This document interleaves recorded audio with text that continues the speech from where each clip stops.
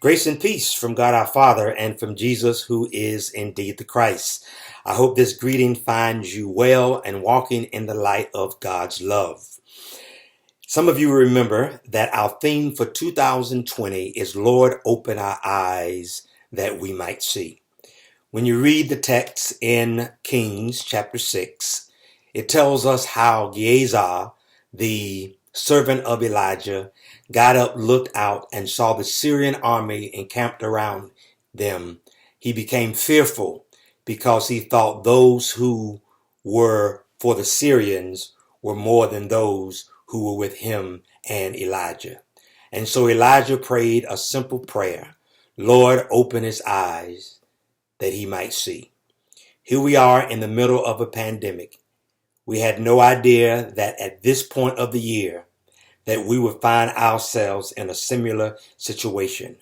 We are surrounded by death and destruction, and when we look at it, it can overwhelm us.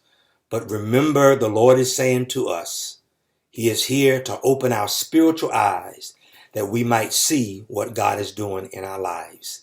Indeed, God is working in our lives, and it's our responsibility to follow the presence of the Almighty God.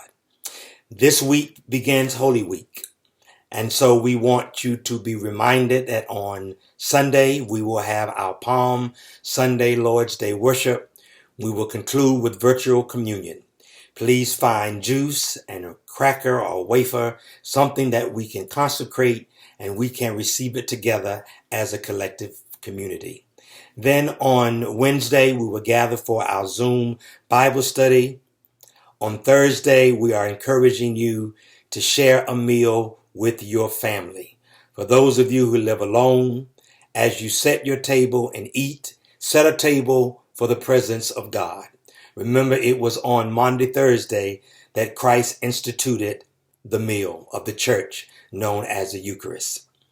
And then on Friday, we encourage you to read Matthew chapter 26 and 27 with your family. That is the Passion of Christ narrative.